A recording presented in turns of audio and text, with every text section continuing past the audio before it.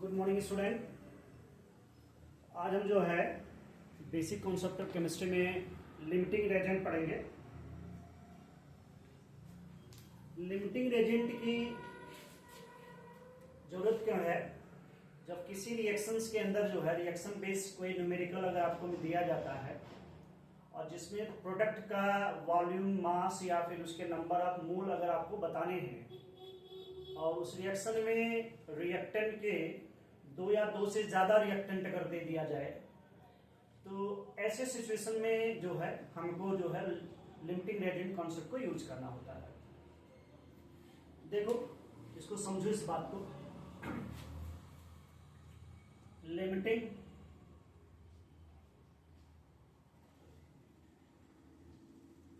Reagent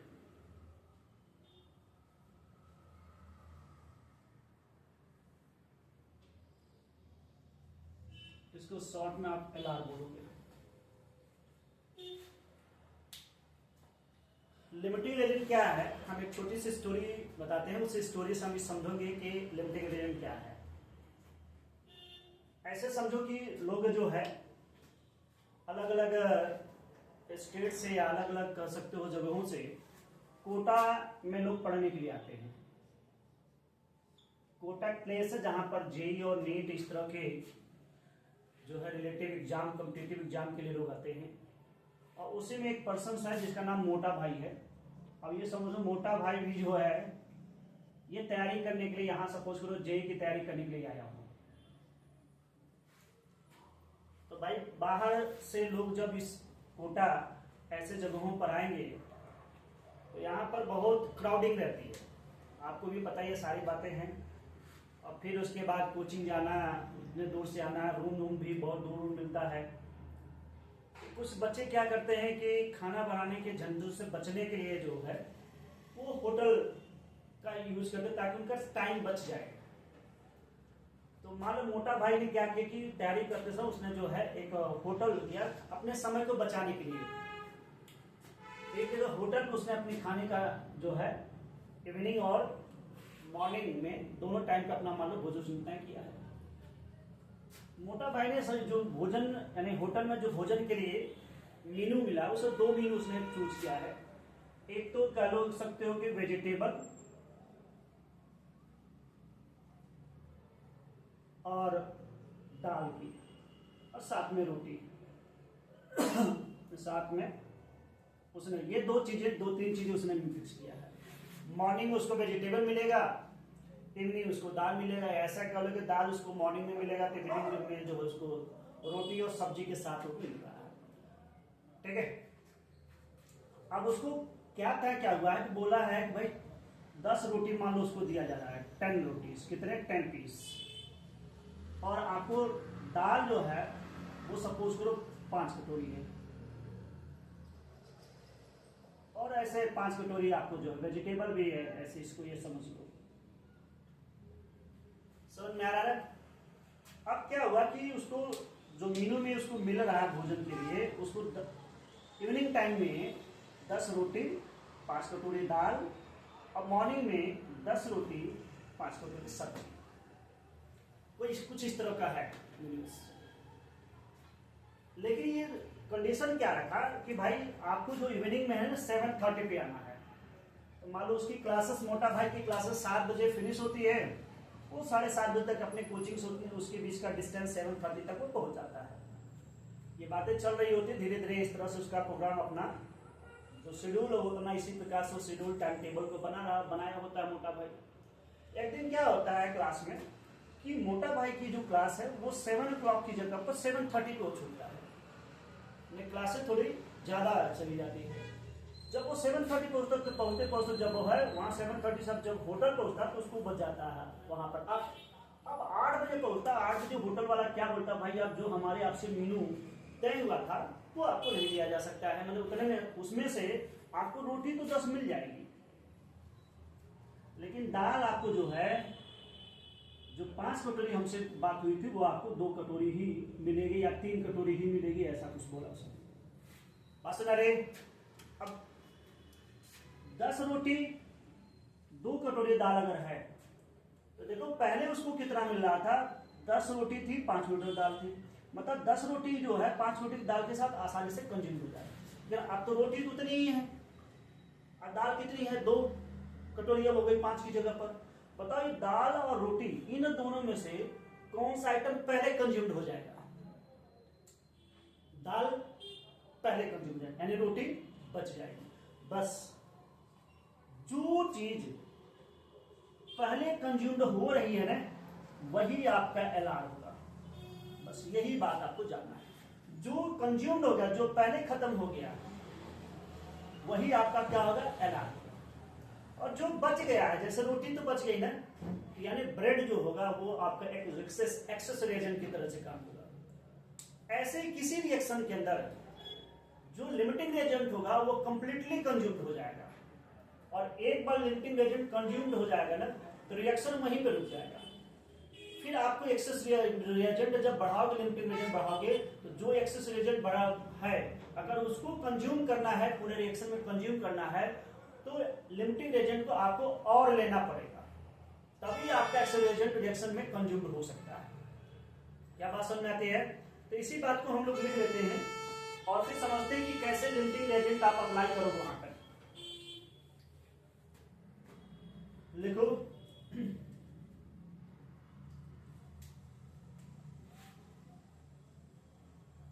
और reagent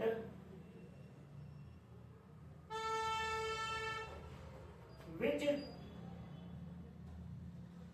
complete consumption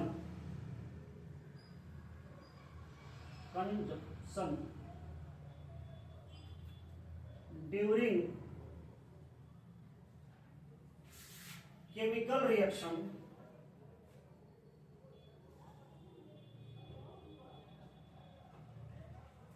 is called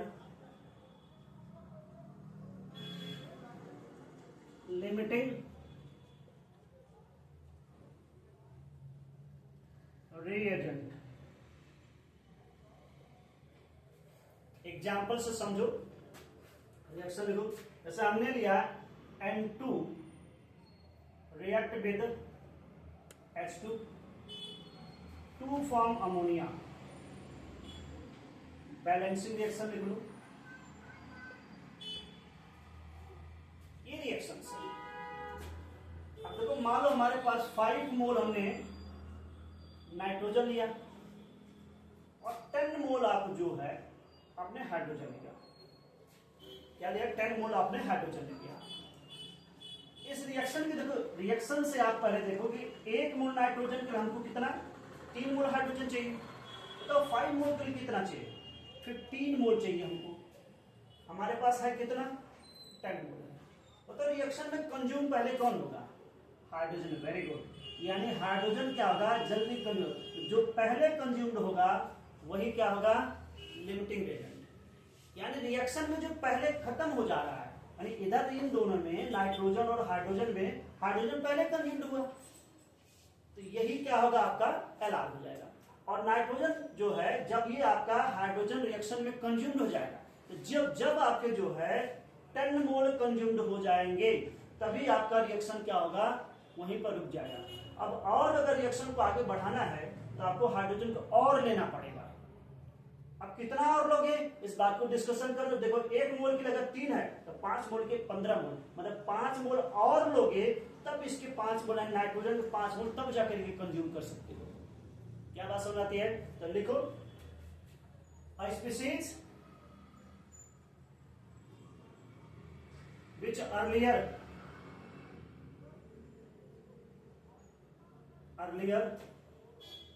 consumed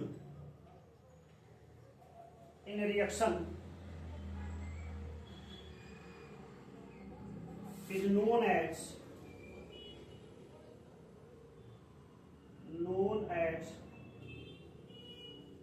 limiting reagent। जो reaction में पहले कंज्यूम्ड है उसी को क्या बोलेंगे, लिमिटिंग रिएजेंट बोलेंगे। ठीक है। और जो नहीं कंज्यूम हो गया, यानी जैसे आपका जो नाइट्रोजन बच जाएगा तो उसको रिएक्शन लिखो, a species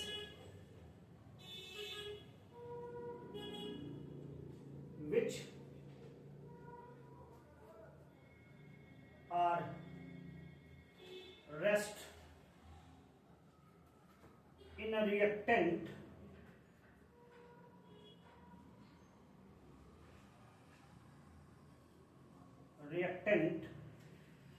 after consumption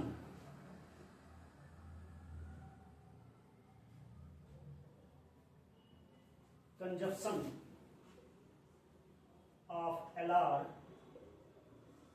is called excess reagent. उसको क्या बोलोगे? एक्सेस रिएजेंट बोलोगे. क्लियर है? एक बार आपका LR कंज्यूम्ड हो गया तो रिएक्शन वहीं पे क्या हो जाएगा? स्टॉप. लिखो once LR is consumed,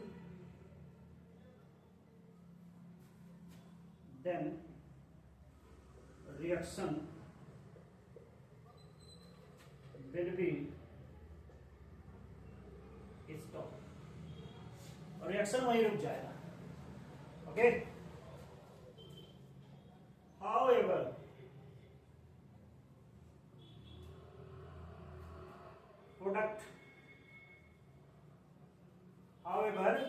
product will be formed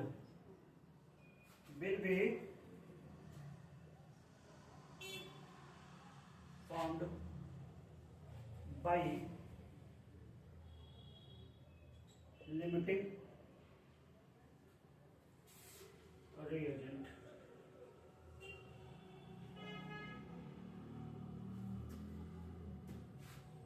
तो लिमिटिंग रेजेंट के कंजप्शन होने की वजह से जो है प्रोडक्ट बन चुका होगा. क्लियर है? अप्लाई कब करोगे? द अमाउंट ऑफ, आगे लिखो,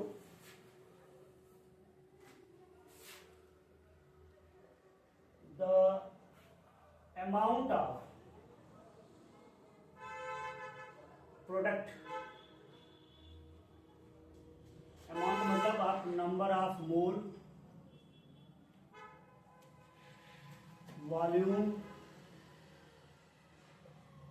मास, ये सभी चीजें, द अमाउंट ऑफ प्रोडक्ट, ये सारी चीजें measure by the concept of limiting reagent. तो प्रोडक्ट के अगर मास, वॉल्यूम और मोल्स अगर निकालना है ना, तो हम इस लिमिटेड रेंज का कॉन्सेप्ट तब आप अप्लाई करोगे. यानी ये अप्लाई करके आप जो है किसी भी रिएक्शन के अंदर जो है उसके प्रोडक्ट के मास या मोल या उसके वॉल्यूम को कंसीडर किया जा सकता है. कैसे अप्लाई करोगे? तो ये समझ में आ गया होगा कि लिमिटिंग रेजेंट क्या है. यानी जो रिएक्शन में जो पहले कंज्यूम्ड हो जाए वही क्या होगा? Limiting reagent. क्लियर है? राइट करो. How to apply limiting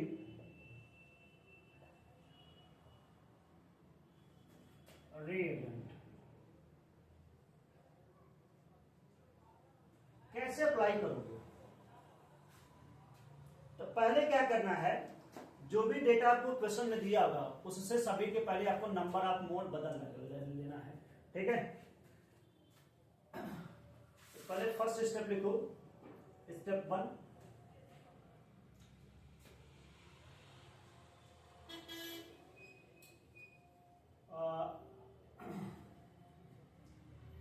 number of mole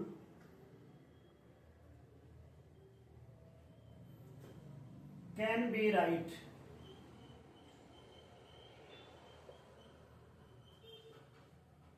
from given data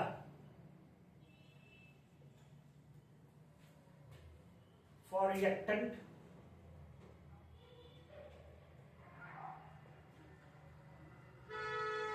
reactant के लिए गिवन डेटा से पहले क्या लिखोगे? Number of mole.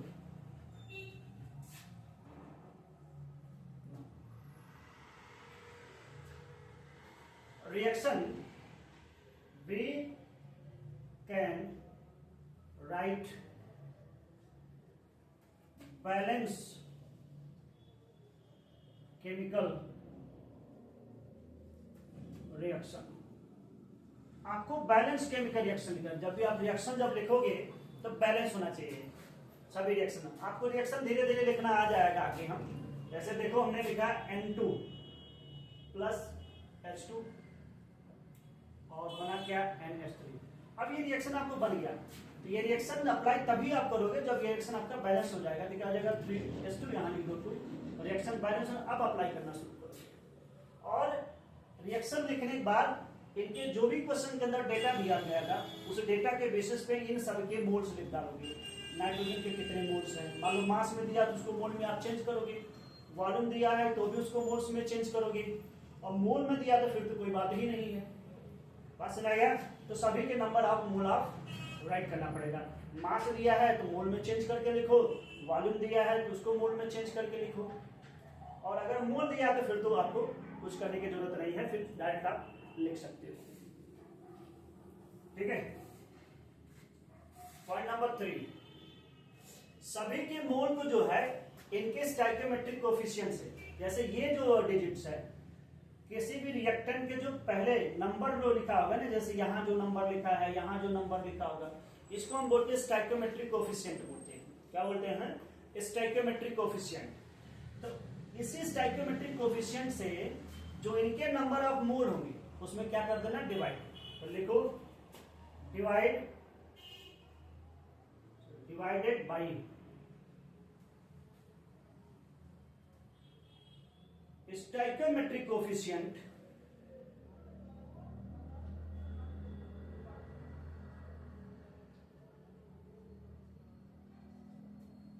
Divided by stoichiometric coefficient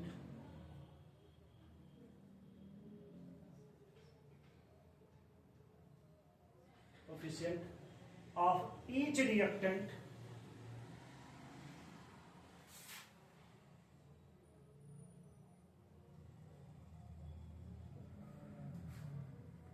सभी रिएक्टेंट के जो है स्टोइकियोमेट्रिक कोएफिशिएंट से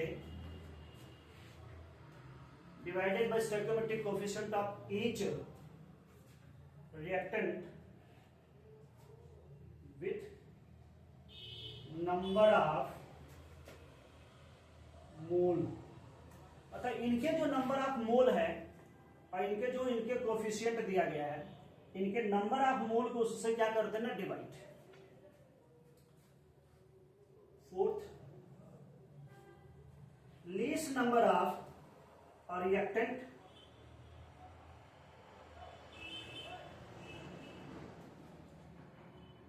having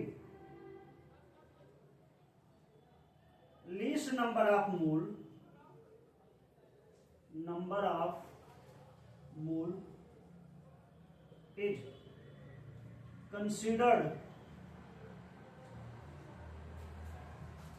to be LR। तो जो कम नंबर ऑफ होगा ना, कम मोल्स आएंगे, उसी को हम क्या बोलेंगे? लेंटिंग रेजेंट बोलेंगे। और एक बार जब LR आपका निकल जाएगा,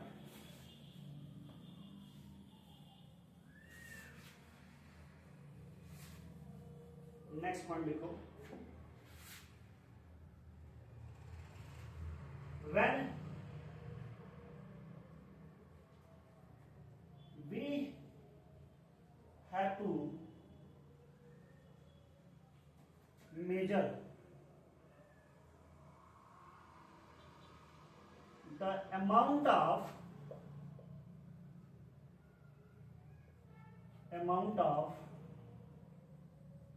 product, then apply LR। तो तो जब भी हमको जो है किसी रिएक्शन में प्रोडक्ट के अमाउंट बताना हो तो हम क्या करेंगे, एलआर अप्लाई कर सकते हैं। क्या बात समझ आई?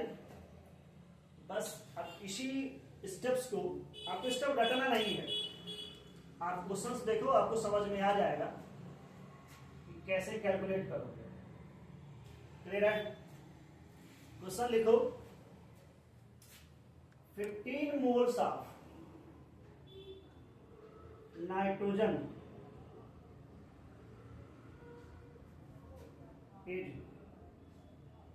treated with 30 moles of hydrogen,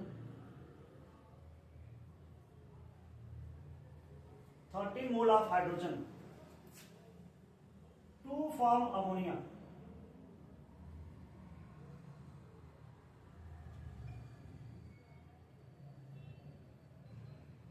To form ammonia, calculate the amount of ammonia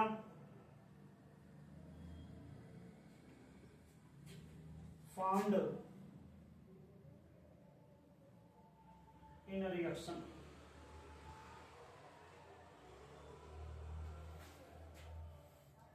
ऐसे रिएक्शन में पहले क्या करना, आपको रिएक्शन लिख लेना है। रिएक्शन बहुत इजी होगा, देखो स्टेटमेंट से ही आपको समझ में आ जाएगा। क्या कर रहा है, ये नाइट्रोजन है और किसके साथ रिएक्शन कर रहा है, हाइड्रोजन के साथ, और बन भी रहा, देखो क्या अमोनिया लिखा ही है। तो लिखो पहले रिएक्शन लिखो, N2 प्लस H2 और क्या बन गया, अमोनिया। स्टेप अप्लाई करने में क्या बोला था, पहले रिएक्शन को बैलेंस कर लेना है। तो बैलेंस करो, ये हो जाएगा 3H2 और ये कितना हो जाएगा 2NH3। अब क्वेश्चन से आप जो डेटा दिया उसके नंबर ऑफ मोल्स अभी रिएक्टेंट और के लिख लो। तो बताओ नाइट्रोजन कितने मोल है, 15 मोल्स, तो लिखो 15 मोल्स। अब प्रोडक्ट के कितने मोल है, 30, ये 30 मोल है। अगर ये मास में दिया होता तो मोल में हमको बदलना पड़ता, चेंज करना पड़ता। ऑलरेडी मोल में है तो फिर मुझे करने की जरूरत ही नहीं है। फिर क्या करोगे, इनकी स्टोइकियोमेट्री नंबर से हम डिवाइड करें। इसके स्टोइकियोमेट्री नंबर कितना, 1/1 करोगे तो 15 मोल्स आ जाएगा, और इसके स्टोइकियोमेट्री कितना, 3, तो डिवाइड बाय 3 तो कितना आएगा, 10 मोल्स। अब देखो दोनों में कम कौन है, लेस्ट कौन है। तो आपका H2 क्या है, कम है, 10 ml मोल्स है, और ये कितना 15। तो आपका जो H2 होगा यही क्या होगा, इस रिएक्शन के अंदर रिएक्टेंट में यही LR होगा। तो लिखोगे H2 LR, बस इसके इतना ही काम है। इसके बाद आपको कुछ करना है। अब देखो आपको ये पता लग गया कि हाइड्रोजन क्या है, रिएक्शन में LR की तरह से काम करा। बस इसी से प्रोडक्ट के अमाउंट को रिलेट करना है। यूनिटरी मेथड लगा दो सीधे सीधे, जो आपने 8th-9th में पढ़ा होगा यूनिटरी मेथड, कि अगर एक आर्टिकल का प्राइस इतनी है तो 10 आर्टिकल की प्राइस बता दो।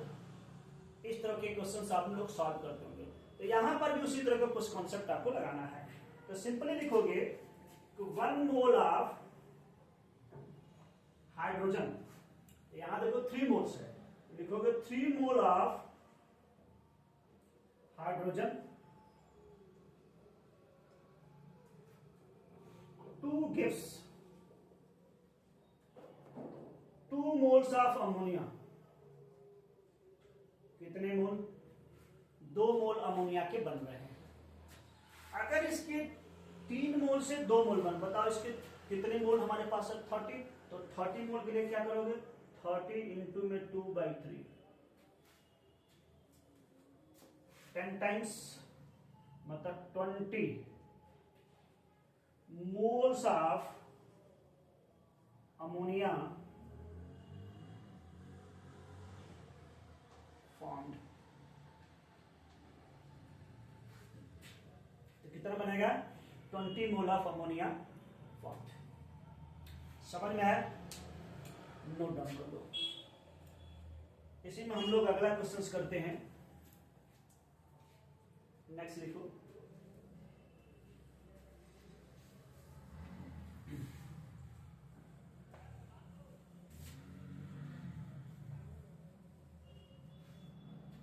लिखो calculate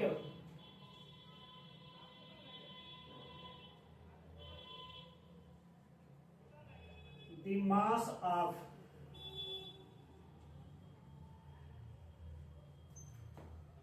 P4O10 if 1.2524 gram of phosphorus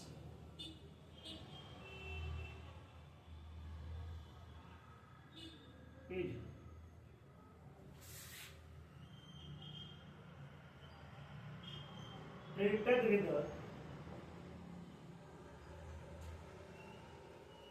treated with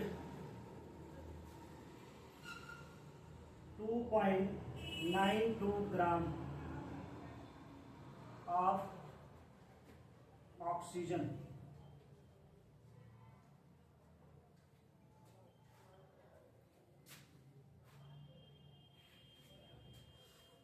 पहले रिएक्शन लिखो। देखो क्या दिया है, फास्फोरस को ऑक्सीजन के साथ रिएक्शन करना है, तो रिएक्शन क्या बनेगा P4 और इसको ऑक्सीजन के साथ रिएक्शन करो तो क्या बनेगा O2 और क्या बनाएगा P4O10। इसको बैलेंस कर लो, रिएक्शन को बैलेंस करोगे तो क्या आ जाएगा यहाँ पर 5 बैलेंस हो गया। अब लिखो कितने कौन क्वांटिटी है, जैसे यहाँ फास्फोरस कितना 1.24 ग्राम है तो 1.24 ग्राम, ऑक्सीजन की कितने हैं 2.92 ग्राम। इसको क्या करना है मोल्स में बदल देना है, मोल को कितना आ जाएगा 31 इंटू 4 124 डिवाइड बाई 16 टू जा 32 और ये बन जाएगा 6 टू जा 12 6 3 जा 18 19 7। देखो इसको डेसिमल में लेके जाना पड़ेगा, इसको ये चीज मैं चेंज कर रहा हूं केवल चूंकि कॉन्सेप्ट सिखाना है तो इसलिए मुझे ये वैल्यू हम बदल देते हैं, इसको लिखना 1.92। आप डिवाइड कर सकते हो, केवल आपको यहाँ चूंकि मुझे कॉन्सेप्ट सिखाना है तो इसलिए मैंने डेटा को बदल दिया है, ठीक है बेटा। तो 6 टू जा 12 और 6 टू जा 18 19 हो जाएगा, 6 टाइम कैंसिल कर दो 0.06, इसको 0 पॉइंट में 01, ये बन गया 0 पॉइंट में 01 मोल्स और यह आ जाएगा 0 पॉइंट में 06। क्लियर। अब इसके क्या करना है, स्टोइकियोमेट्रिक एलआर निकालो। कैसे निकालोगे एलआर, इनके जो स्टोइकियोमेट्रिक कोएफिशिएंट्स को डिवाइड बाय 1 तो ये कितना आएगा 0.01, इसको डिवाइड करो 5 से तो 0.01 और 1 कैरी टू 2। अब चेक कर लो कौन इसमें से कम है, बताओ इन दोनों में कम कौन है, ये कम है, यानी फास्फोरस P4 इज LR, बस इतना ही काम इसका है। इसके आगे आप कंपेयर कर लो, यहीं से आप चेक कर सकते हो, चाहो तो मास टू मास रिलेशन भी कर सकते हो और मोल्स टू मोल रिलेशन भी कर सकते हो। रिएक्शन हमारा बैलेंस है, लगाओ यूनिटी मेथड, एक मोल से कितने मोल फास्फोरस पेंटॉक्साइड बन रहा है, 1 मोल बन रहा है, तो बताओ इतने मोल से कितना बनेगा, इतना मोल ही बन रहा है। तो लिखो इस चीज को कि 1 mole of phosphorus P4 to form 1 moles of P4O10। भाई 1 मोल P4 इसके साथ रिएक्शन कर इतने मोल बना रहा है, तो हमारे पास कितने मोल है भाई, इतने ग्राम में 0.01 मोल, इससे बनेगा 0.01 मोल्स ऑफ P4O10 बनेगा। क्या बात सुन रही? हमको क्या निकालना होता है? Mass of P4O10। तो जो हम निकल गया मोल्स, क्या आएगा? नंबर ऑफ मोल इंटू में मोलर मास। मोल कितने? 0.01 और मोलर मास कितना बच जाएगा? 34,124 प्लस 16 10 जा 160, तो हो जाएगा 4 6 2 8 2 इंटू 284 कर दो, तो आपको बनेगा कितना? 2.84 ग्राम। तो देखो बन गया आपको जो है फास्फोरस पेंटॉक्साइड जो बनेगा 2.84 ग्राम बनेगा। समझ में आया? चलो नेक्स्ट देखो, एक क्वेश्चन सॉल्व करते हैं।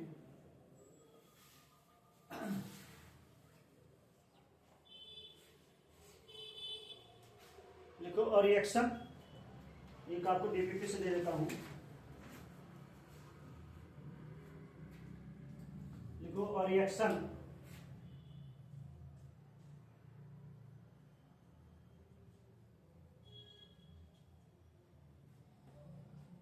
Potassium iodide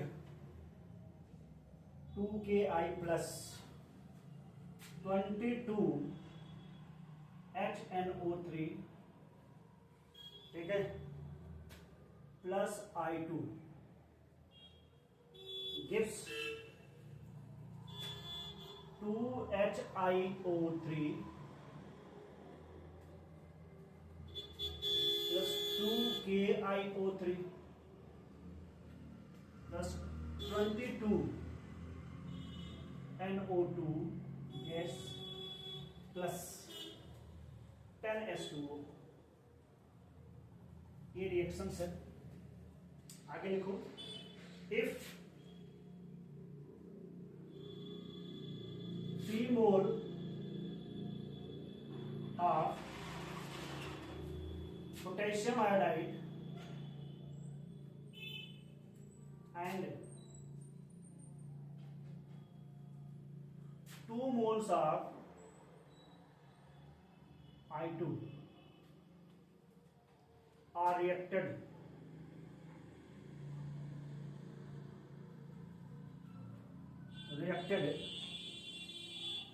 with excess of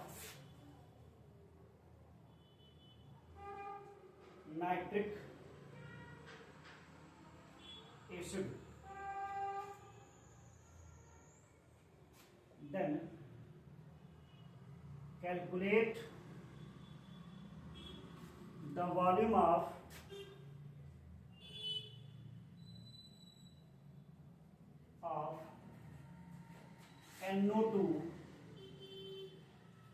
NO2 gas at STP। ठीक है, रिएक्शन लिखो। रिएक्शन तुम्हारे पास सही है। अब देखो आपको पोटेशियम आयोडाइड के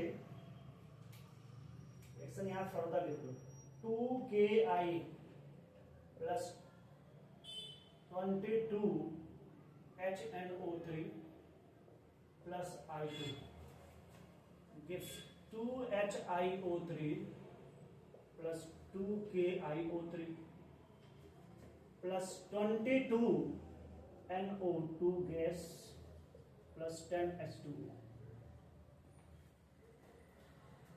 देखो ये तो ऑलरेडी बोल दिया एक्सेस में है, बचा अब ये, और ये आपका 2 मोल है और ये आपके 3 मोल्स है। आपसे पूछा गया है कि NO2 के कितने मोल बनेंगे, यानी कितना वॉल्यूम NO2 का होगा, ये आपको बताना है। इसके वॉल्यूम बताने हैं।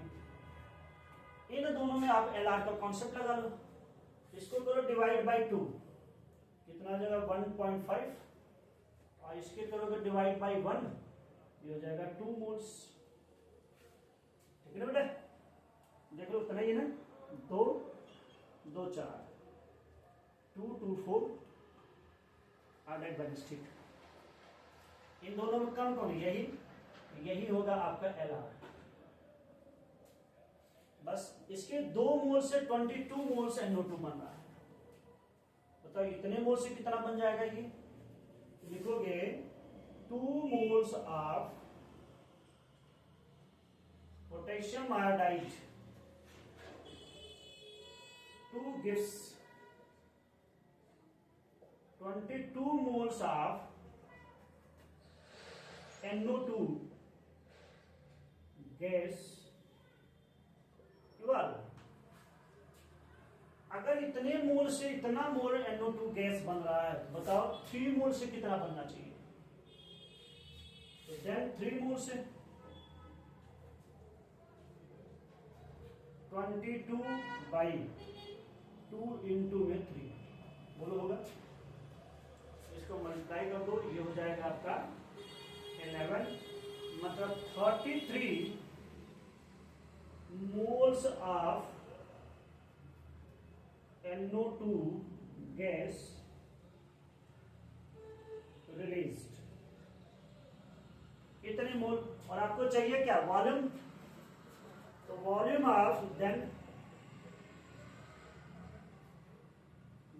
Of NO2 gas at STP। अगर नंबर ऑफ मोल दिया हो और उसके वॉल्यूम निकालना STP पर, तो क्या करोगे? Number of mole NO2 into में 22.4 लीटर। मोल देखो कितना है? 33 इंटू में 22.4 लीटर। इतने गैस जो होगा इतना litre of NO2 release. 33 into 22.4 litre NO2 release करेगा। समझ में आया? यहां तक किसी को कुछ पूछना है? इसके बाद लास्ट क्वेश्चन हमारी तरफ से है, एक और लिख लो, लिख लीजिए। ठीक,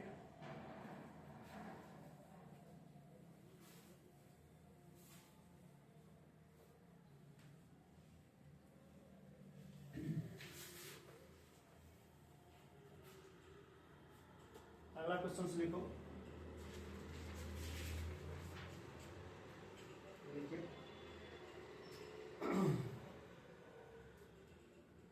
in a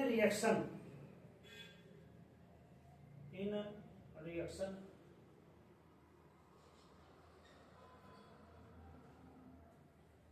4A plus 2B plus 3C gives A4 B2C3. What will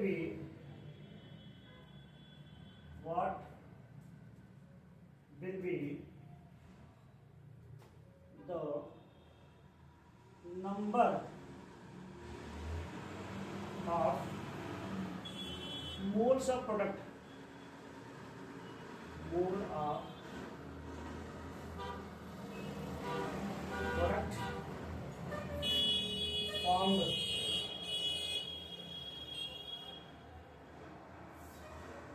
starting from the reaction from 2 moles of A,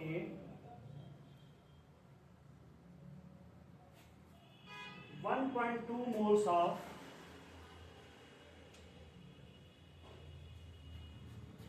B and 1.44 moles of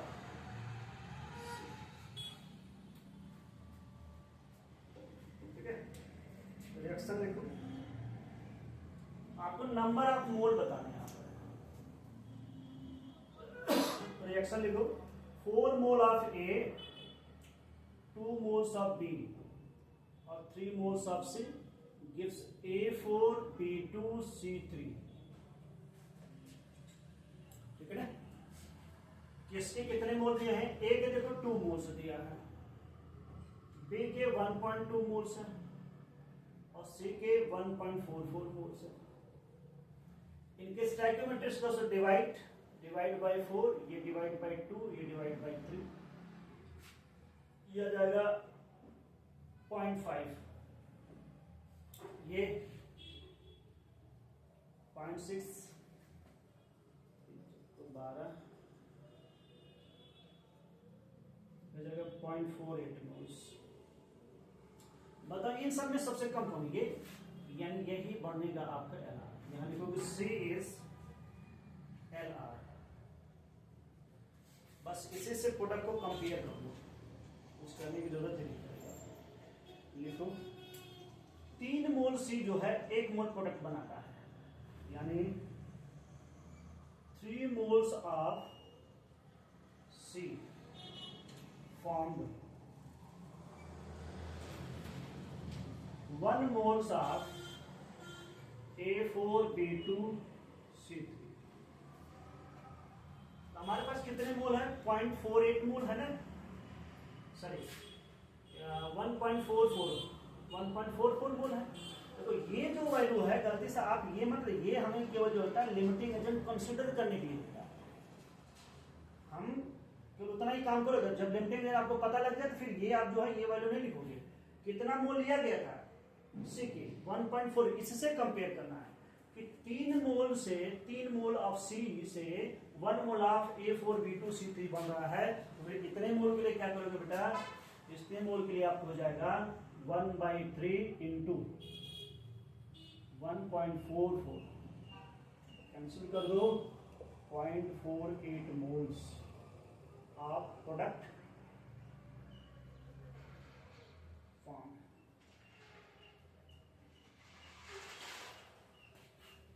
क्या बात समझ में आ गई?